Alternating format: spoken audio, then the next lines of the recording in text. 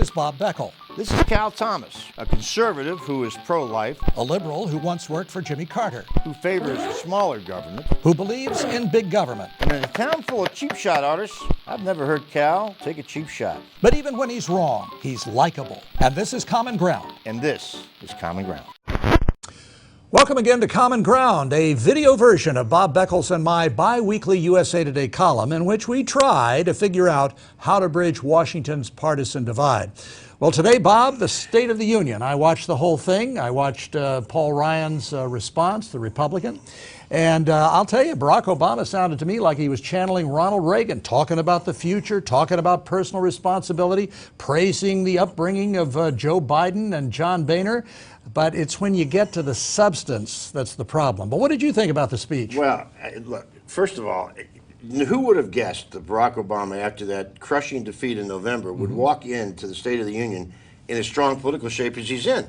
I mean, look, his poll figures, he just went up over 55 in Gallup. His favorability, he had a magnificent lame duck session of Congress where he got a lot of things done. And you're right. I mean, he did sound like Ronald Reagan in a sense, and he kept away from details, which is the right thing to do in a State of the Union speech. However, when Congressman Ryan, the first Republican response, I should add, came back and said, all right, Barack Obama wants to do these investments, so that's another word for spending. Well, then we're going to cut spending. But he didn't say at all how they were going to do it. And I think Barack Obama laid down a marker. And he said, it's either going to have government, it's going to help create jobs, or you take the Republican view, which is no government involved in jobs. Well, Bob, government doesn't create jobs. The private sector does. And I'm glad the president talked some about the private sector. We don't hear that a lot from liberal Democrats. The private sector is where jobs are created. But look, when you talk about cutting spending, as the president did, you got to talk about something more than just putting a cap on spending. This is like with all the holiday bills coming in at the end of January, you turn to your spouse and say, honey, maybe we ought to spend no more than what we spent last month. When you're way over your limit, you ought to cut the spending. We've agreed on this program, from defense spending to all kinds of entitlements. They've got to be addressed. Even Democrats know that Medicare and Social Security has to be addressed. What's the problem there? Well, let me just say that I'm not married anymore, so I didn't have that same problem that you have. But look, nobody's going to want to touch Social Security and Medicare unless they dive off that diving board together. And right now, they're not in a position to do that. So we're going to have to wait for the president's budget to come out, and the Republicans' budget is going to have to come out. And then we've got this overlying debt ceiling increase, which is going to force them to make some decisions. So I think we'll see some movement in the next 60 days or so. But anyway. Let's see what some of our viewers and readers have said. We've asked them the past couple of weeks, what is your major concern? And we got some tremendous response. Overwhelming support in all of the emails I got for fiscal discipline.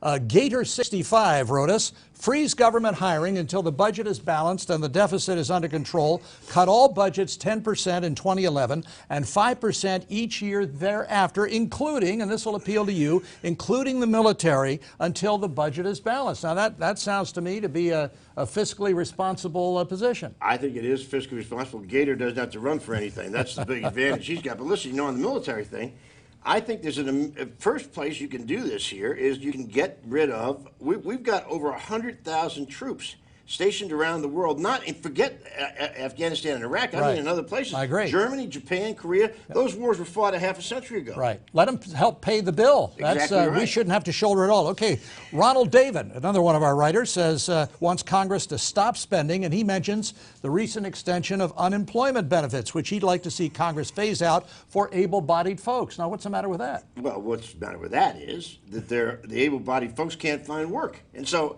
if you don't have jobs, I don't care how able-bodied you are. I mean, you're able-bodied, you're working.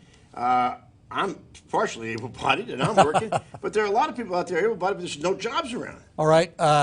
NOPN020, now there's a handle for you, has written us. He wants to dismantle some of Obama's policies, and he says that will help create jobs. He writes, repeal the health care initiative. That will help with the budget and create jobs. Well, I know you're for that, right? Let me just tell my friend that issue is over. It is not going to be repealed. The Republicans are going to try to do that. It's not going to work. Barack Obama, if it ever got to his desk, would veto it. But listen, so let me read a couple. Please. Now, excuse me. For a young man, I have Yes. to put on glasses here. I hate to do this. But listen, here's another one. We're talking about defense. T. Harris says pulling troops out of Iraq and Afghanistan totally is a no-brainer. Well, first of all, we're pulling troops out of Iraq. Hopefully by this summer they'll be out. And then by 2014, I believe, is when we're supposed to be out of Afghanistan. But I agree with him. These wars should, at a minimum, somebody else should start helping us pay for it. I agree, and we've said before on this in our column and on this video that we ought to be sending bills to Iraq. We ought to certainly get some of the oil deals out of there that they've been given in contracts to other countries.